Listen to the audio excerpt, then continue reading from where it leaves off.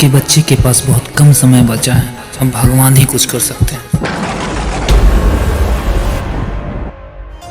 मारुति नंदन है दुख भंजन विनती बारंबार, हम सुमिरन करते हैं प्रभु आ जाओ एक बार। हम सुमिरन करते हैं प्रभु आ जाओ एक बार। हम सुमिरन करते हैं प्रभु आ जाओ एक बार।